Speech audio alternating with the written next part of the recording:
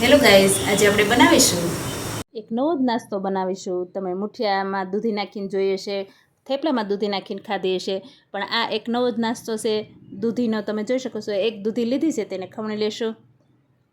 એક મોટી સાઇઝની ડુંગળી લીધી છે તેને ઝીણી કટ કરી લેશો. તમે જેટલા માણસો હોય એ રીતના તમે બનાવી શકો છો. અત્યારે આપણે 250 જેટલી દૂધી એડ કરી છે. એક મોટી ડુંગળી એડ કરીશું ઝીણી ઝીણી કટ કરીને, અને 2 મરચાં ઝીણા કટ કરીને નાખશું. જેવું તમારે તીખું જોઈતું હોય એ પ્રમાણે તમે મરચું નાખી શકો છો. થોડું મીઠું નાખીશું અને બધું મિક્સ કરી લેશું હાથેથી. એટલે દૂધીમાંથી અને ડુંગળીમાંથી મીઠું નાખવાથી પાણી છૂટે છે. એટલે થોડી વાર 5-10 મિનિટ સાઈડમાં કરી લઈશું. ત્યાર પછી આપણે બેટર બનાવશું.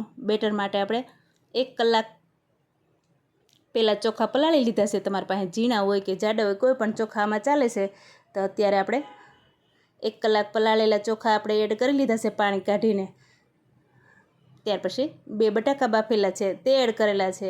1 આદુનો ટુકડો અને 8 થી 10 મરીના દાણા નાખેલા છે. ત્યાર પછી જે આપણે સાઈડમાં દૂધીને એ રાખ્યું હતું તેનું પાણી કાઢી લેશું. તેનું પાણી કાઢવાથી સરસ એવું વિટામિનવાળું પાણી હોય તેને ફેંકવાનું નથી. જે આપણે બેટર બનાવ્યું છે તેમાં એડ કરીશું. આ રીતના પાણી નીચોવી લઈશું અને તે પણ બેટરમાં એડ કરી દીધું છે. થોડું નોર્મલ પાણી આપણે જે સાદું પાણી હોય છે તે એડ કરેલું છે અને મિક્સર જારમાં બ્લેન્ડ કરી લેશું. આ રીતના તમે જો બેટર ઢોસાનું બેટર હોય એ રીતના બેટર રેડી થઈ જશે. આપણે એક વાસણમાં કાઢી લેશું. તેના પર વઘાર કરવા માટે 1 પાવડા જેટલું તેલ, થોડી રાઈ, થોડું જીરું, લાલ મરચાં આપણે નાખેલા છે, સૂકા લીમડાના પાન નાખેલા છે, થોડી હિંગ નાખી છે, 1-2 ચમચી જેટલા તલ એડ કરવાના છે અને બધો વઘાર આપણે જે બેટર બનાવ્યું છે તેમાં એડ કરી દેશું. આ રીતના બધું મિક્સ કરી લેશું. આ વઘાર નાખવાથી ટેસ્ટ પણ વધારે સરસ આવે છે.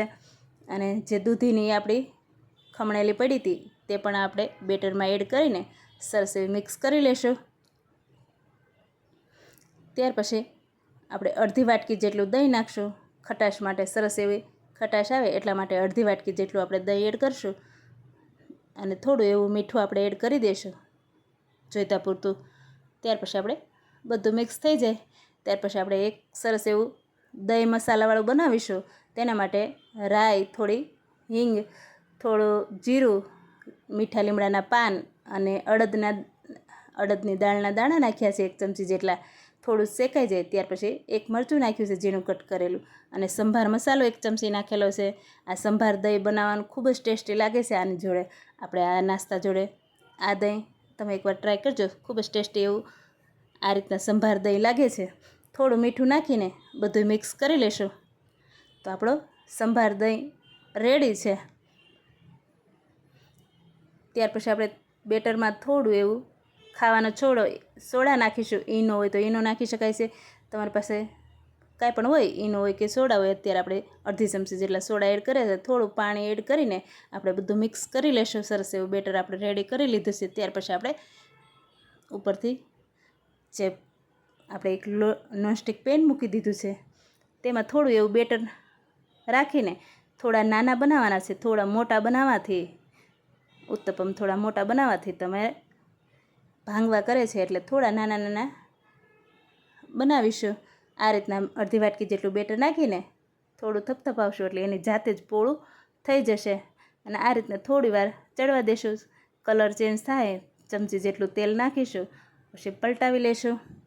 ગોલ્ડન બ્રાઉન કલરનું થાય બંને સાઈડ એટલી વાર શેકાવા દેશું. બસ 5-10 મિનિટ જ થાય છે. જો ધાણા નાખતા હું ભૂલી ગઈ હતી તો લીલા ધાણા પણ વચ્ચે એડ કરી દીધા છે. આપણે એક એમનેમ બનાવી લીધું છે. હવે બીજું ધાણા નાખીને બનાવીશું. તમે જો આ ગોલ્ડન બ્રાઉન આપણે થઈ ગયું છે તો આપણે એક વાસણમાં એક ડીશમાં કાઢી લઈશું. બંને સાઈડ સરસ શેકાઈ જાય ત્યાં સુધી આપણે રહેવા દઈશું. આ નાસ્તો ખૂબ જ ટેસ્ટી લાગે છે. તમને નાના મોટા સૌને ભાવે એવો છે અને ઝડપથી બની પણ જાય છે અને અલગ જ કંઈક છે.